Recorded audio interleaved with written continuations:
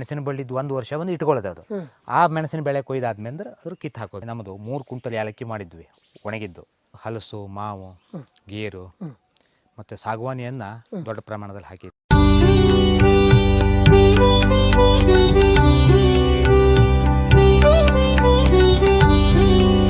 SSLC ಓದಿದ ಮೇಲೆ ಸುಧೀರ್ ಬಲ್ಸೆಚಿವತ್ತಿ ಮತ್ತು ಶ್ರೀಧರ್ ಭಟ್ ಹೊಸಮನೆಯವರ ಸಲಹೆಯಂತೆ ಬೇರೆ ಬೇರೆ ಪ್ರಗತಿಪರ ಕೃಷಿಕರ ತೋಟಕ್ಕೆ ಭೇಟಿ ನೀಡಿ ಕೃಷಿಯ ಮೇಲಿನ ಆಸಕ್ತಿ ಮತ್ತಷ್ಟು ಹೆಚ್ಚಿಸಿಕೊಂಡು ಕೃಷಿಗೆ ತೊಡಗಿಕೊಂಡ ಈ ಯುವ ಕೃಷಿಕರ ಹೆಸರು ರಾಜೇಶ್ ಶಾಂತಾರಾಮ್ ಹೆಗಡೆ. ಇವರು ಉತ್ತರ ಕನ್ನಡ ಜಿಲ್ಲೆ ಯಲ್ಲಾಪುರ ತಾಲೂಕಿನ ಹಿತ್ಲಳ್ಳಿ ಪಂಚಾಯತ್ ವ್ಯಾಪ್ತಿ ಬಾಳೆಹಳ್ಳಿಯವರು.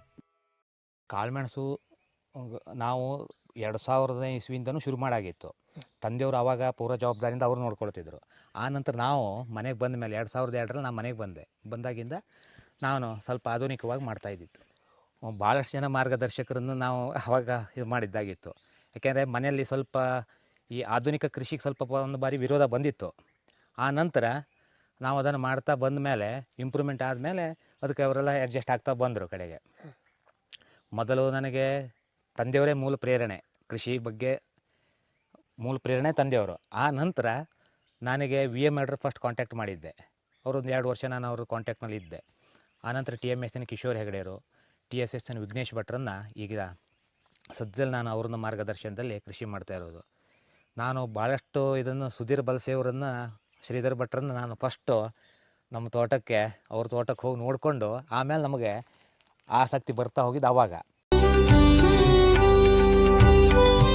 ಉತ್ತಮ ಕೃಷಿಕರ ಒಳ್ಳೆಯ ಪದ್ಧತಿಗಳನ್ನು ತಮ್ಮದೇ ಆದ ರೀತಿಯಲ್ಲಿ ಅಳವಡಿಸಿಕೊಳ್ಳಬೇಕೆಂಬುದು ಈ ಪ್ರಗತಿಪರ ಯುವ ಕೃಷಿಕರ ಅಭಿಪ್ರಾಯವಾಗಿದೆ. ಅಲ್ಲದೆ ತಮ್ಮ ಅಡಿಕೆ ತೋಟದ ಬಲಿತ 1 ಕಾಳುಮೆಣಸಿನ ಬಳ್ಳಿಯಲ್ಲಿ ಸರಾಸರಿ 2.5 kgಯಷ್ಟು ಇವರು ಇಳುವರಿ ಪಡೆಯುತ್ತಾರೆ. ಕೈ ನೀರ್ನಳ್ಳಿ ಅಂತ ದೊಡ್ಡ ಪ್ಲಾಟ್ ಅಂತ ನೋಡ್ಕೊಂಡು ಬಂದ ನಂತರ ಅವ್ರ ಎದುರಿ ನಾವು ಏನೂ ಅಲ್ಲ, ನಾವು ಇನ್ನೂ ಇಂಪ್ರೂವ್ಮೆಂಟ್ ಮಾಡಬೇಕು ಅಂತ ಕಡೆಗೆ ಗೊತ್ತಾಗ್ತಾವೆ. ನಮ್ಮದು ಆವಾಗ ಬರೆಯ 8 ಚೀಲ ಕಾಳಾಗ್ತಿತ್ತು ಆವಾಗ.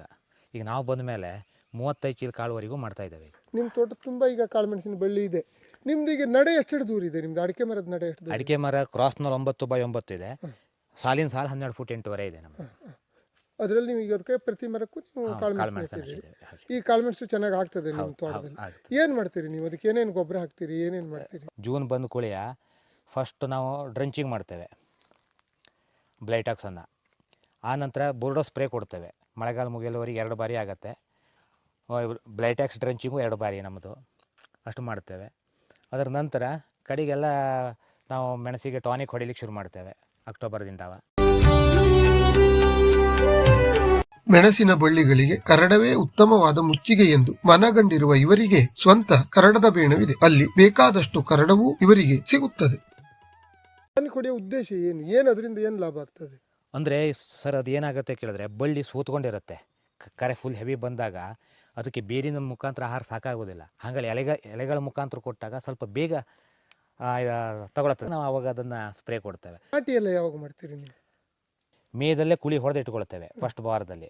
ಜೂನ್ ಫಸ್ಟ್ ಮಳೆ ಬೀಳೋದ್ರೊಳಗೆ 1/1 ಕುಳಿ ಹೊಡೆದು ಮಣ್ಣು, ರಾಕ್ ಫಾಸ್ಫೇಟು, ಸ್ವಲ್ಪ ಫಿರ್ಡಾನ್ ಹಾಕಿಟ್ಕೊಳ್ತೇವೆ. ಆ ನಂತರ ಅದ್ರ ನಾಟಿ ಮಾಡ್ತೇವೆ. ನಾಟಿ ಮಾಡಿದ ನಂತರ 1 ಬೋರ್ಡೋಸ್ ಫಸ್ಟ್ ಸ್ಪ್ರೇ ಕೊಟ್ಕೊಳ್ತೇವೆ. ಆ ನಂತರ ಅದನ್ನು ಸ್ವಲ್ಪ ಚಿಗುರು ಮತ್ತು ಬಂದ ನಂತರ ಫಸ್ಟ್ ಕಟ್ ಹಾಕ್ತೇವೆ ಮರಕ್ಕೆ. ಮರ ಕಟ್ ಹಾಕ್ತೇವೆ. ಆ ನಂತರ ಅದು ಹಬ್ಬಲಿಕ್ಕೆ ಶುರು ಆಗ್ತದೆ. ಈಗ ನೀವು ಕುಳಿ ಮರದಿಂದ ಎಷ್ಟು ದೂರದಲ್ಲಿ ಮಾಡ್ತೀರಿ? 1.5 ಫೂಟ್ ದೂರದಲ್ಲಿ ಮಾಡ್ತೀವಿ. 1.5 ಫೂಟ್ ದೂರದಲ್ಲಿ. ಇದಕ್ಕೆ ನೀರು ಬರಬಾರ್ದು ಮಳೆಗಾಲದಲ್ಲಿ, ಅಥವಾ ರಾಡಿ ಆಗಬಾರ್ದು, ನಿಲ್ಬಾರ್ದು, ನಿಂತರೆಲ್ಲ ತೊಂದರೆ ಆಗ್ತದೆ ಹೇಳ್ತಾರೆ. ನೀವಿದು ನಿಮ್ಮ ಅನುಭವ ಹೇಗಿದೆ ಹೇಳಿ? ಹೌದು, ಅದು ಸತ್ಯವಾದ ಮಾತೇ ಅದು. ನಾವು ಹಾಗಾಗಿ ಏನು ಮಾಡ್ತೇವೆ ಅಂದ್ರೆ ಸರ್, ಫಸ್ಟು ಮೆಣಸಿನ ಬಳ್ಳಿ ಬುಡಕ್ಕೆ ಸ್ವಲ್ಪ ಏರು ಮಾಡೇ ಮಣ್ಣನ್ನು ಮತ್ತು ಇದರ ನಾಟಿ ಮಾಡಬೇಕಾದ್ರೆ ಮಣ್ಣನ್ನು ಸ್ವಲ್ಪ ಏರೇ ಮಾಡ್ತೇವೆ.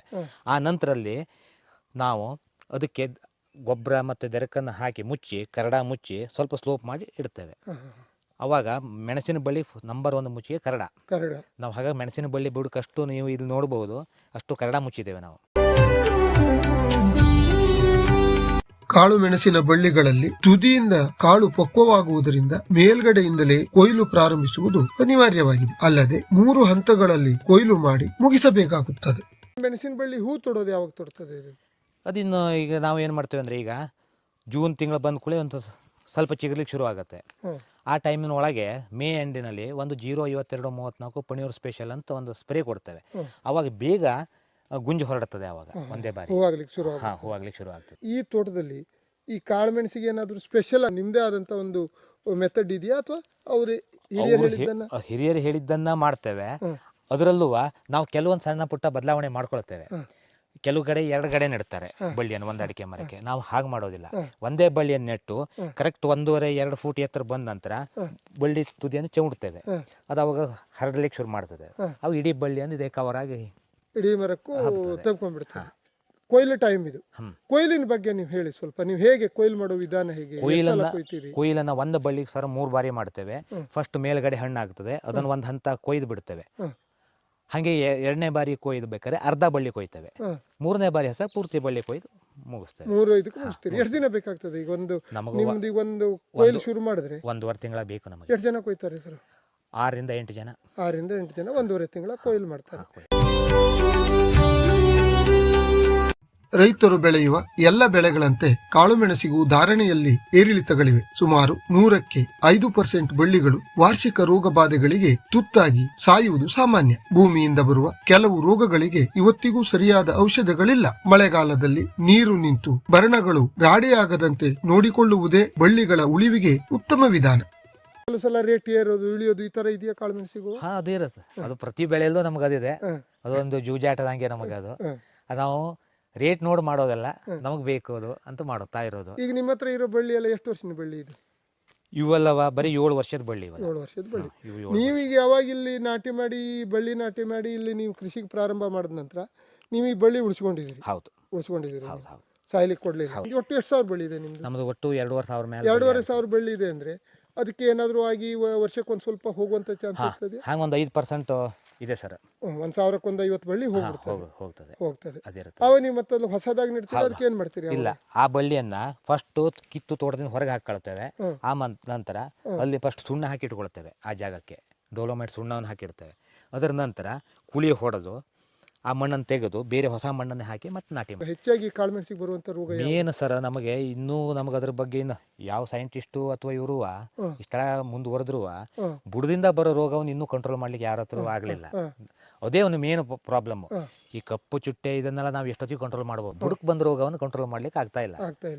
ಬುಡಕ್ಕೆ ಯಾವ್ಯಾವ ರೋಗ ಬರ್ತದೆ? ಬುಡಕ್ಕೆ ಬೇರು ಕೊಳೆಯೋದು, ನೆಮಟೋಡು, ಹೀಗಿದ್ದು ಒಂದಷ್ಟು ಪ್ರಾಬ್ಲಮ್ ಇದೆ. ಬೇರಿಗೆ ಏನಾದ್ರು ಪೆಟ್ಟಾದ್ರೆ ಮತ್ತೆ ಈ ನಾವು ಭಾಳ ಜನ ಹಿಂಗೆ ಪದೇ ಬಳ್ಳಿ ಬುಡಕ್ಕೆ ಓಡಾಡ್ತಾ ಇದ್ರೆ ಅವಾಗ ರಾಡಿ ಆಗ್ತದೆ ಮಳೆಗಾಲದಲ್ಲಿ.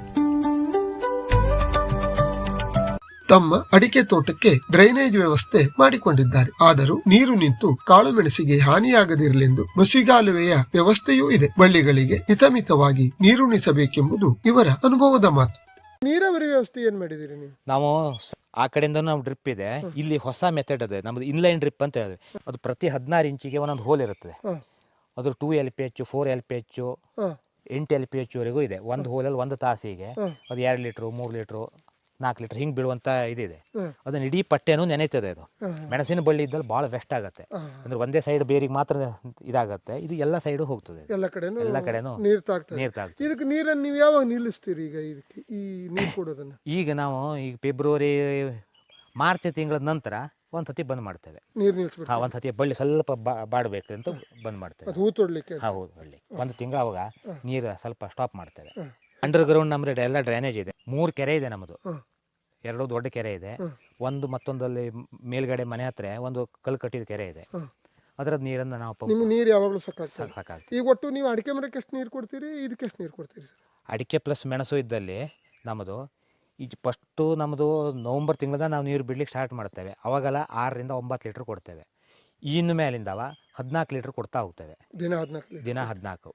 ಆ ನಂತರ ಕಡೆ ದಿನ ಬಿಟ್ಟು ದಿನಕ್ಕೆ 20 ಲೀಟರ್ವರೆಗೆ ಕೊಡ್ತೇವೆ. ಅದು ಯಾಕೆ ಹಾಗೆ ಮಾಡ್ತೀರಿ ನೀವು? ದಿನಾನು ನಾವು ನೀರು ಕೊಟ್ಟುಬಿಟ್ರೆ ಅಲ್ಲಿ ಬೇರಿನ ಉಸಿರಾಟಕ್ಕೆ ಮತ್ತೆ ತೊಂದರೆ. ನೀರು ಭಾಳ ಕೊಟ್ಟುಬಿಟ್ರೆ ನಮಗೆ ಇದಕ್ಕೆ ಬೇಕು ನೀರು, ಆದರೆ ಹೆಚ್ಚಾದ್ರೆ ನೀರು ಮತ್ತು ಅಪಾಯ. ಹಾಗಾಗಿ ಅದನ್ನು ನಾವು ದಿವಸ ಬಿಟ್ಟು ದಿವಸ ಕೊಡ್ತಾ ಹೋಗ್ತೇವೆ. ಪಶುಸಂಗೋಪಕರು ಆಗಿರುವ ರಾಜೇಶ್ ಹೆಗಡೆಯವರು ಮನೆಗೆ ಉಳಿಸಿಕೊಂಡು ಮಿಕ್ಕಿದ ಹಾಲನ್ನು ಹತ್ತಿರದ ಚವತ್ತಿ ಹಾಲು ಉತ್ಪಾದಕರ ಸಂಘಕ್ಕೆ ಮಾರಾಟ ಮಾಡುತ್ತಾರೆ. ಸಗಣಿ ಗೊಬ್ಬರದ ಉತ್ಪಾದನೆ ಇದೆಯಾದರೂ ತಮ್ಮ ಅಷ್ಟೂ ತೋಟಕ್ಕೆ ಅದು ಸಾಲದ ಕಾರಣ ಖರೀದಿ ಮಾಡುವುದು ಇದ್ದೇ ಇದೆ ಮತ್ತು ರಾಸಾಯನಿಕ ಗೊಬ್ಬರದ ಬಳಕೆಯನ್ನು ಇವರು ಮಾಡುತ್ತಾರೆ. ಈ ಕಾಳುಮೆಣಸಿಗೆ ಮತ್ತು ಅಡಿಕೆಗೆ ಬೇರೆ ಬೇರೆ ಗೊಬ್ಬರ ಕೊಡ್ತೀರಾ ಅಥವಾ ಎಲ್ಲದಕ್ಕೂ ಒಟ್ಟಾಗಿ? ಇಲ್ಲ ಇಲ್ಲ, ಬೇರೆ ಬೇರೆ ಕೊಡ್ತೇವೆ. ಯಾವಾಗ ಕೊಡ್ತೀರಿ ನೀವು ಇದಕ್ಕೆ? ಜೂನ್ದಲ್ಲಿ ಒಂದು ಬಾರಿ, ಅಕ್ಟೋಬರ್ದಲ್ಲಿ ಒಂದು ಬಾರಿ ಕೊಡ್ತೇವೆ. ಯಾರಿಗೆ? ಕಾಳುಮೆಣಸಿಗೆ ಕೊಡ್ತೀರಾ? ಕಾಳುಮೆಣಸು ಪ್ಲಸ್ ಅಡಿಕೆ. ಅಡಿಕೆಗೆ ಹಾಂ. ಯಾವ್ಯಾವ ಗೊಬ್ಬರ ಕೊಡ್ತೀರಿ? ಸಗಣಿ ಗೊಬ್ಬರ ಕೊಡ್ತೀರಾ ಅಥವಾ? ಸಗಣಿ ಗೊಬ್ಬರ ಫಸ್ಟ್ ಕೊಡ್ತೇವೆ. ನಾವು ಏನು ಮಾಡ್ತೇವೆ ಅಂದರೆ, ನಮ್ಮದು 7.5 ಎಕರೆ ತೋಟ ಇದೆ. ಅದರಲ್ಲಿ ಅರ್ಧ ಭಾಗವನ್ನು ದಡ್ಡಿ ಗೊಬ್ಬರ ಹಾಕೋದು, ಅರ್ಧ ಗೊಬ್ಬರ ಮುಂದಿನ ವರ್ಷ ಮತ್ತೆ ಹಾಕೋದು, ಹಂಗೆ ಬಾರಿ ಮಾಡ್ತೇವೆ ನಾವು. ಇವರದು ಕೂಡು ಕುಟುಂಬ, ಹಾಗಾಗಿ ಕೃಷಿ ಕಾರ್ಯದಲ್ಲಿ ಮನೆಯ ಉಳಿದ ಸದಸ್ಯರ ಸಹಕಾರವೂ ಇರುತ್ತದೆ.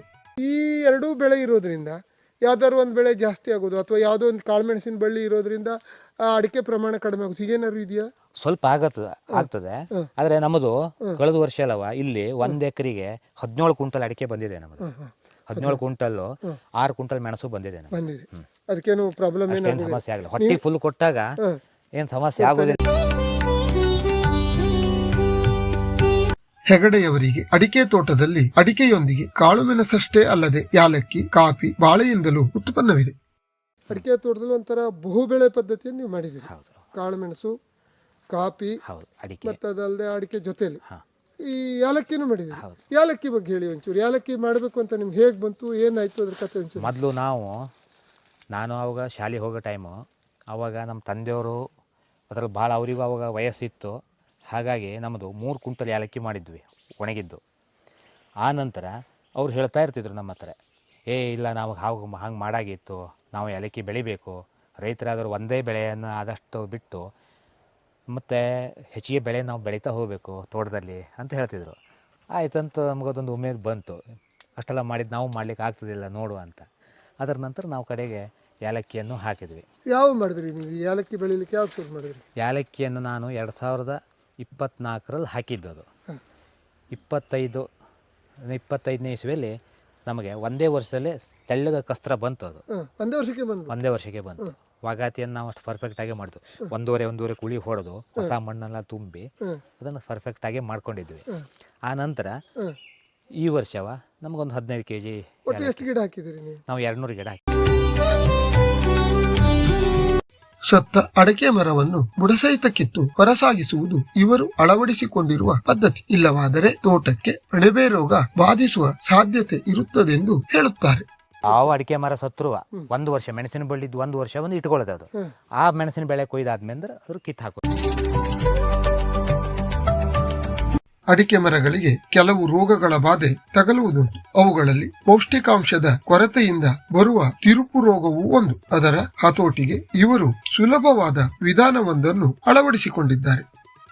ಅದು ನಿಜವಾಗಿ ವಿಜ್ಞಾನಿಗಳು ಕೇಳಿದಾಗ ಹೇಳ್ತಾರೆ ಅಂದ್ರೆ, ಜಿಂಕು ಮತ್ತು ಬೋರಾನ್ ಕೊರತೆ ನಮ್ಮ ಮಣ್ಣಲ್ಲಿ ಭಾಳಷ್ಟಿದೆ, ಅದನ್ನು ಯಾರೂ ಹಾಕ್ತಾ ಇಲ್ಲ ಈ ಕಡೆ, ಅದನ್ನು ಅಕ್ಟೋಬರ್ದಲ್ಲಿ ಹಾಕಬೇಕು. ಅದು ಹಾಕೋದ್ರಿಂದ ಇದು ಕಡಿಮೆ ಆಗ್ತದೆ ಅಂತ ಹೇಳ್ತಾರೆ.